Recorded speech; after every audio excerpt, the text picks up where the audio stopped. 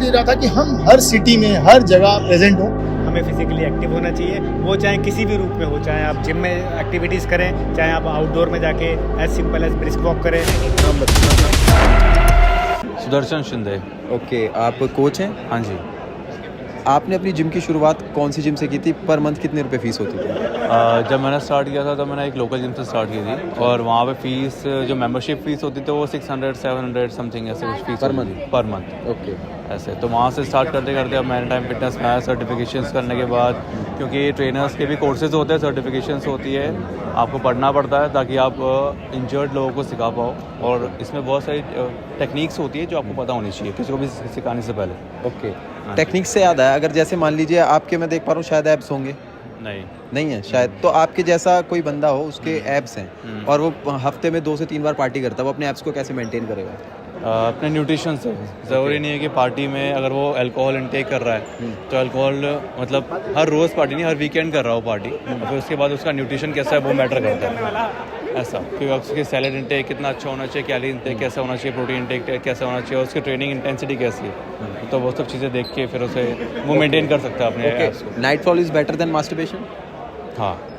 Okay, ऐसा क्यों? क्योंकि बेसिकली क्या है कि जब हम नाइटफॉल होता है तो बेसिकली वो ऑटोमेटिकली हमारी बॉडी अपने आप ही उसको निकालती है, तब जब हमारी बॉडी रेडी हो जाती है इस फेज़ के अंदर।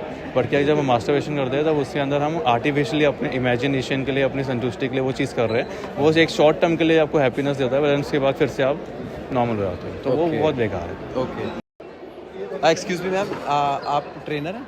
नहीं, मैं सेल्स में हूँ। ओके, सेल्स में। तो जैसा कि कई बार एनी टाइम फिटनेस में ही आप, हाँ। तो इसके पहले आपने कहीं से अपनी जिम की जो है जर्नी स्टार्ट करी होगी, तो वहाँ पे पर मंथ फीस कितनी होती थी? एक्चुअली मैंने जिम यहाँ फर्स्ट टाइम ज्वाइन किया था ओके एंड इससे पहले मैं बीपीओ में थी, so it is totally new for me.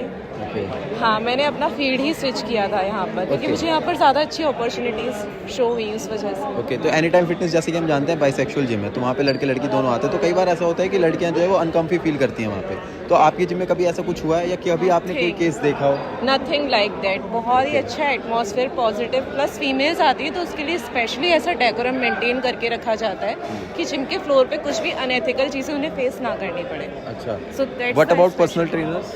Personal trainers को बहुत अच्छी नॉलेज है बिकॉज जितने भी ट्रेनर्स हैं वो या तो K11 या फिर एज सर्टिफाइड है, प्लस कुछ ने न्यूट्रिशन का कोर्स भी किया हुआ है। आप भी जिम करते हो?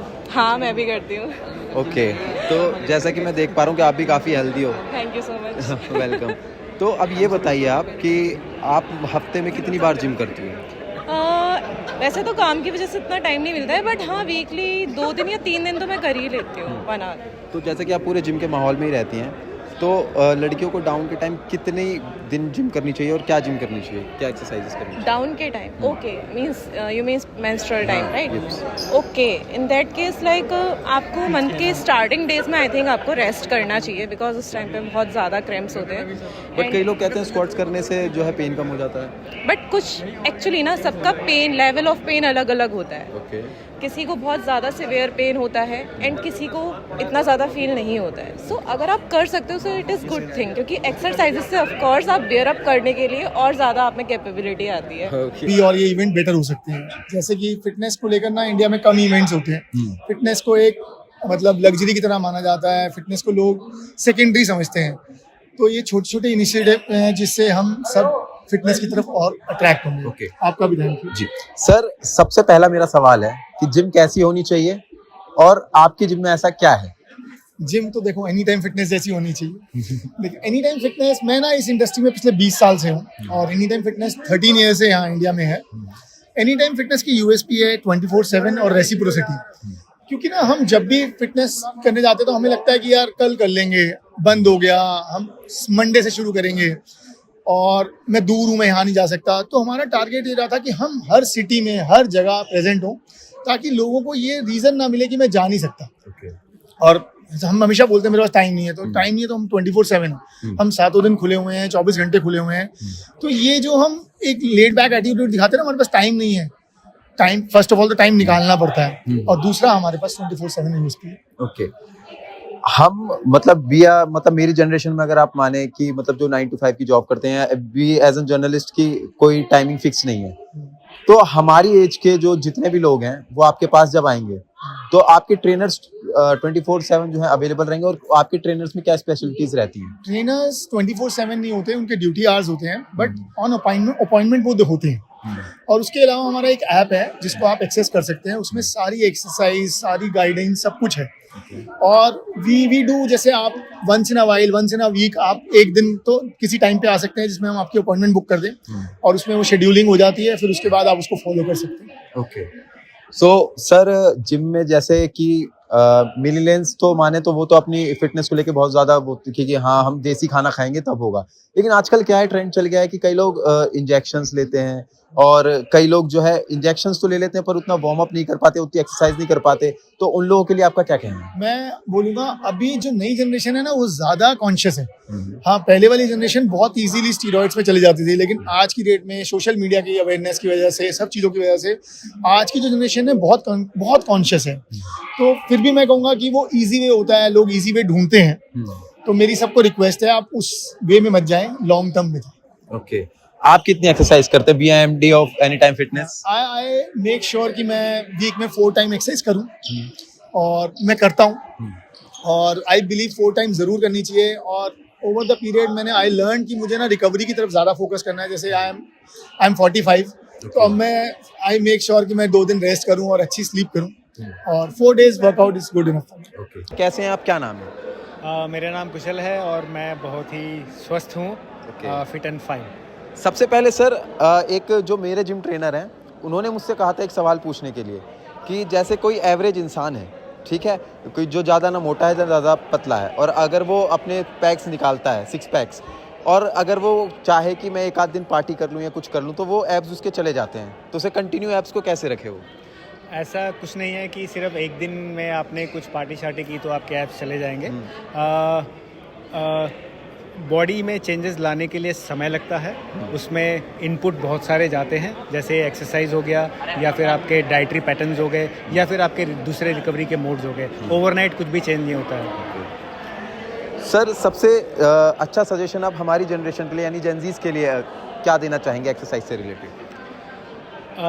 बहुत ही सिंपल है actually. Even government of India, WHO और आपको और भी बड़े बड़े जो ऑर्गेनाइजेशंस हैं वो आपको बोलते हैं कि नंबर 1 है, हमें सेडेंटरी लाइफस्टाइल बिल्कुल नहीं चाहिए, हमें फिजिकली एक्टिव होना चाहिए, वो चाहे किसी भी रूप में हो, चाहे आप जिम में एक्टिविटीज़ करें, चाहे आप आउटडोर में जाके as simple as brisk walk करें, मे बी आप मैराथन में पार्टिसिपेट करें, मे बी आप स्विमिंग करें, मे बी आप साइकिलिंग करें, तो फिजिकली एक्टिव होना ज़्यादा ज़रूरी है। WHO क्लियर कट गाइडलाइंस देता है कि फॉर एग्जांपल हमें एक नॉर्मल, एक अच्छी हेल्थ हमें चाहिए, तो एक हफ्ते में हमें करीब 150 से लेके मिनिमम 150 से लेके 300 मिनट का ही हमें फिजिकल एक्टिविटी करनी चाहिए at low to moderate intensity. और यदि आप थोड़े पुराने हैं तो हम 75 मिनट से लेके 150 मिनट्स ऑफ विगरस एक्टिविटीज़ में हम पार्टिसिपेट कर सकते हैं। जी सर, यहाँ से हम माने हरिद्वार का डिस्टेंस होगा 250 से 300 किलोमीटर। कावड़ का मौसम चल रहा है, सावन का मौसम चल रहा है, तो कावड़िए यात्रा कर रहे हैं, जा रहे हैं और पैदल आ रहे हैं, तो ऐसी कौन सी वो एक्सरसाइज है जो कावड़ से 2 या 3 महीने पहले करें और उन्हें कोई दिक्कत ना हो आने जाने में? हमें अपने जीवन व्यापन को यदि हमें बेहतरीन बनाना है तो जो एक्सरसाइज जो आप काम करने वाले हैं उसको रेप्लिकेट करती है, यानी कि एक्सरसाइज का कैरी ओवर आप अपनी जो एक्टिविटी करने वाले हैं वहाँ तक पहुँच पाए, तो उस नेचर ऑफ एक्टिविटी। जैसे फॉर एग्जांपल यदि मैं रनिंग कर रहा हूँ तो ऑब्वियसली फिर उसमें ट्रेनिंग में रनिंग थोड़ी ज़्यादा होगी, और मान लीजिए मैं एक वेट लिफ्टर हूँ तो फिर मुझे वेट लिफ्टिंग की तरफ ज़्यादा ध्यान देना पड़ेगा। और यदि फिर मुझे कुछ वेट लेके, जैसे कावड़ में है कि वो 10-10, 20-20, 25-25 लीटर पानी लेके अपने कंधों पे वो यात्रा कर रहे होते हैं, तो सिमिलर नेचर ऑफ एक्टिविटीज़ में आपको पार्टिसिपेट करना पड़ेगा ताकि उसका बेनिफिट आपको एक्चुअल मूवमेंट में आपको मिलता है। ओके, आपकी एज क्या होगी सर अभी? Sir only 53 years. Only 53 years, तो आपने खुद को मेंटेन कैसे किया है? सर जैसे हमने बोला, फिजिकल एक्टिविटीज़ में आपको पार्टिसिपेट करना होगा, और यदि हम खान पान की बात करें तो वो स्वस्थ होना चाहिए। मैं ये बिल्कुल नहीं बोलूँगा कि आप सब कुछ त्याग दें, आप किसी एक स्ट्रिक्ट डाइट पे चले जाएं, नहीं, एंजॉय करना है तो एंजॉय भी हम करेंगे। तो इट्स समथिंग लाइक, बहुत सारे एक्सपर्ट्स ये भी बोलते हैं कि अबाउट 75 to 80% हमें अच्छी जोन में ग्रीन लेवल में रहना चाहिए और बाकी जो हमारा बचा 20 से 25% वो हम इंजॉय कर सकते हैं और कई बार हम से काइंड ऑफ हम पार्टीज़ कर सकते हैं या फिर हमने कुछ बाहर जाके हमने खाया पिया वो भी इट्स एब्सोल्युटली फाइन। तो सर आजकल हम देखते हैं जैसे शेफाली हुई या काफ़ी जो एक्टर हुए और काफ़ी नौजवान हुए वो हार्ट अटैक आ जाता है उन्हें या कुछ बीमारी हो जाती है, वो इवन वो अपनी लाइफस्टाइल को अच्छे से मेंटेन करते हैं, जिम फ्रीक होते हैं कई। शेफाली को जो कांटा लगा गर्ल थी, जो गाना आया था कांटा लगा, उसी में थी शेफाली, तो वो कितनी ज़्यादा एक्सरसाइज करती थी, खुद को बहुत अच्छे से मेंटेन करती थी, तो उसके बाद भी उन लोगों को ऐसी चीज़ें हो जाती हैं, तो ये कैसे सही होंगी? सर ये एग्जैक्टली तो शायद मैं नहीं बता पाऊंगा। रीज़न बीइंग बहुत सारे अंडरलाइंग कॉजेज हो सकते हैं। हो सकता है किसी को कुछ हार्ट रिलेटेड इशू हो पहले से जो कि अनडायग्नोज था और फिर अचानक से वो कॉम्प्लिकेट हो गया और फिर ऐसा हो पाया। कई बार ऐसा भी हो सकता है कि कोई इंडिविजुअल अचानक से टू मच टू सून करने की कोशिश करे। फॉर एग्जांपल वो फिजिकल एक्टिविटीज़ करता था लेकिन काफ़ी समय पहले और बीच में काफ़ी लंबा समय हो गया, लेकिन उसकी मेंटल साइक यही होती है कि पहले तो मैं इतना करता था तो अब मैं दोबारा से कर लूँगा, लेकिन फिर हमें वापस से काइंड ऑफ हमें जीरो से स्टार्ट करना चाहिए और धीरे धीरे बॉडी को अडेप्ट, माइंड और बॉडी को अडेप्ट करते हुए फिर हमें प्रोग्रेशन करना चाहिए। So too much too soon can be harmful. Underlying causes कुछ हैं तो हमें फिर उनका भी हमें ख्याल रखना पड़ेगा और इसीलिए फिर हम बोलते भी हैं कि आप रेगुलर हेल्थ चेकअप्स में भी पार्टिसिपेट करें।